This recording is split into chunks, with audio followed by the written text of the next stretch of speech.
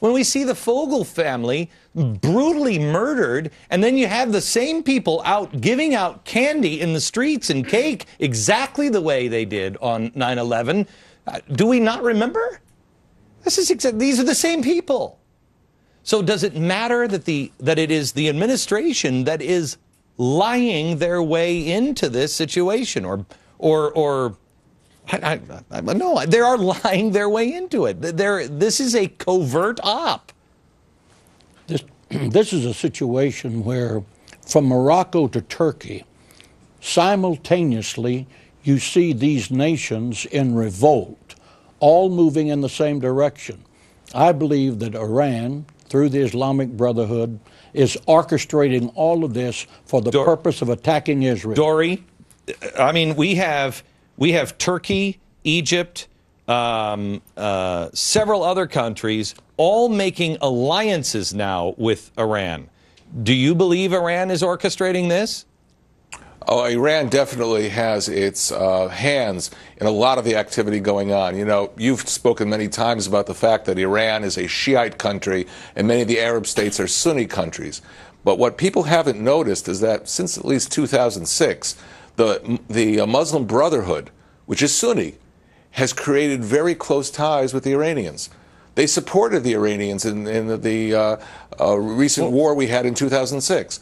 So as a result, the Iranians are able to reach out beyond the Sunni-Shiite divide and mobilize many Sunni movements on their side. And that has begun to happen. There is something wrong, and I want to come back. We have to take a break. I want to come back. There's something wrong with Turkey. Something is happening with Turkey. And we'll get into that here in just a second. Sure.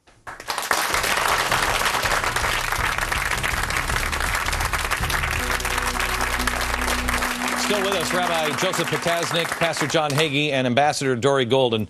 I was telling you that on my board over here of the radical socialists and Islamics, they're working together. And what people don't understand is they don't have to agree with each other on an outcome. They just have to agree on, we don't like this system and we want it overturned. And we were talking during the break that's the Sunnis and the Shias. They don't agree, but... You know, Glenn, it's interesting because Einstein said years ago, if my theory of relativity is a great success, England will say I'm a great Englishman, France will say I'm a great Frenchman. If I'm a failure, they'll all say I'm a Jew. And somehow, when it comes to Sunni and Shia, they can have all the theological differences in the world. But when you put Jew in there, we bring them together like no one else. Isn't it exactly what happened in World War I or World War II? World War II. World War II, Russia and Germany, at first, the communists and the fascists were together, and part of it, anti-capitalist, anti-Jew. And then they figure out, well, once we kill all those, then we'll fight each other. We'll see who gets the world. And also, I think what goes on today is there's this moral equivalence. It's obscene. It's immoral. The arsonist and the firefighter. You hurl a rocket at Israel. Right. Israel responds, and they're culpable for the response. More so than the person who hurls the rocket. Dory, how much sleep do you lose in Israel trying to, I mean, because you must feel the possibility, at least, of a global pounce on Israel. How much sleep do you guys lose? Well, let me characterize the problem. Israel is a very strong country. The Jewish people are not in a position that they were in the 1930s. We're able to defend ourselves. And by the way, the United States is a very strong country. The point of weakness is a moral weakness. It's a moral weakness coming out of Europe, which puts pressure on us today, and to some extent puts pressure on the U.S. As you started your show, you pointed out that Israel was being set up. And the point I'm trying to make, and I tried to make a little earlier, is that if you strip Israel of the defenses that it has to protect itself from this regional tsunami of radical Islam, then you leave Israel exposed. That is why we must assure something which American presidents have guaranteed Israel in writing in the past, that whatever happens in the peace process, whatever happens in the region, at the end of the day, Israel is entitled to defensible borders, and it must protect those defensible borders so that it can protect itself. and we should not allow a European initiative to force Israel to give up those territorial barriers that have protected it for more than 40 years. That is what is happening now. When Shimon Peres was in Washington, it was again awkward, I thought. When Benjamin Netanyahu came in, it wasn't our good friend from Israel. It was an awkward time. I don't even think there was a joint press conference. Shimon Peres, he was out in the front yard of the White House giving a press conference himself. How would you describe our relationship with Israel? How would you describe the temperature in the room at the White House with Israel? Look, you can get into the tactical minutia, and I understand why one gets drawn to it. It's dramatic, but fundamentally, regardless of this choreography, the U.S. and Israel are very close allies. Probably one of the most intimate allies. I recall President Kennedy saying to Golda Meir in 1962 that we want a relationship with Israel like the relationship we have with Great Britain. That's a very special relationship. I recall the head of U.S. Air Force Intelligence in 1986 saying to the New York Times that Israel supplies intelligence to the United States the equivalent of 5 CIAs. The U.S. helps Israel, Israel helps the United States. And sometimes there are officials in Washington or elsewhere or in Europe who want to send some kind of statement by this kind of manipulation or that. But we are allies, and just let's keep the big picture in mind. Make the case that, because there are a lot of people, because there's something happening in America, that Americans are beginning to disconnect with both parties. And they are becoming much more like the founders, some. And the founders would have said, we're friends to everybody and enemies to nobody. We mind our own business.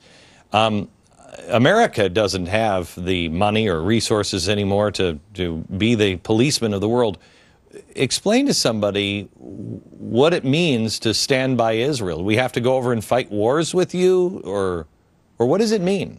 That is precisely the point. Israel never asked the United States to risk the lives of American troops to defend it. We don't want to be West Germany in the Cold War. We don't want to be South Korea with American troops deployed along the demilitarized zone. There are people today who are suggesting that Israel should get out of that great strategic buffer that protects it, the Jordan Valley, and put NATO forces there. Put the 82nd Airborne there. And we're complimented by the thought.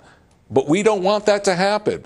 We don't want American troops or any other troops defending Israel. We want to fulfill the doctrine of the founder of Israel, David Ben-Gurion, of self-reliance, that Israel defends itself by itself.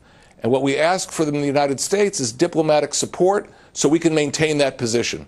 I have to tell you, I love you as an ally. With an answer like that, I love you as an ally. I wish our own citizens would say, we'll defend ourselves and we'll take care of ourselves and stand on our own 2 feet. Rabbi. Well, I remember Golda Meir, and I'm sure Dory does, and everyone else here does. She said, when someone offered, well, America will protect you, she said, there's only one problem. By the time you get here, we won't be here. And I think what Dory says must be stated. And then look at Lebanon. Look at the Lebanese-Israeli border. Do you remember how the UN arranged for a ceasefire, and there was going to be the de-arming, right, demilitarization, and now you have more missiles there than before the ceasefire. So God forbid you got to rely on someone else to protect you. Why, Pastor Hagee? And we'll get into some other things, but let me kind of go off of the same principle. Then what is Israel in need of? If they don't need that, what is it that they need?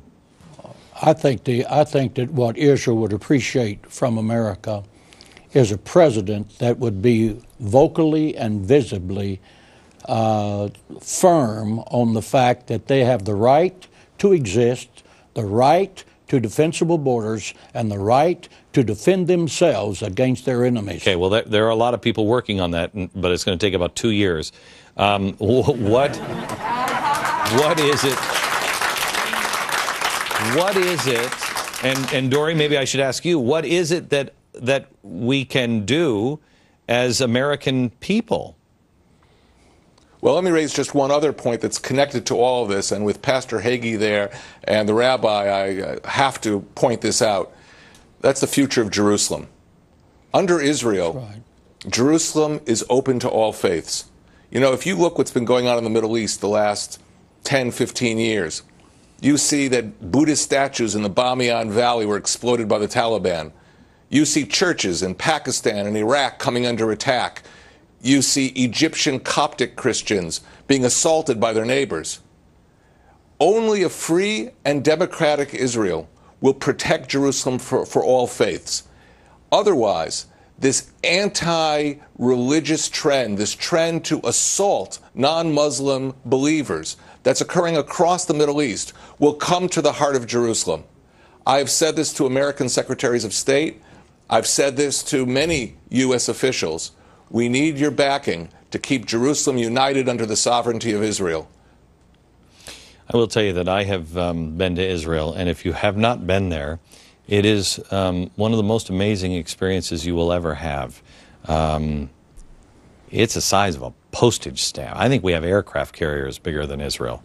And when you approach the Temple Mount, things start to become very, very clear to you. And as you walk around the old walled city, I will tell you that it became very clear to me that there is one group of people that can live with each other and leave their sacred spaces alone. When you go into what was the room of the Last Supper, and you see that it is all mosque and Islamic writing on the walls, but it is in the hands of, if I'm not mistaken now, the Christians, but that has been left, those markings have been left now. There is one religion that seems to try to erase the others in the old city of Jerusalem, and that must not be allowed to happen. Back in a second.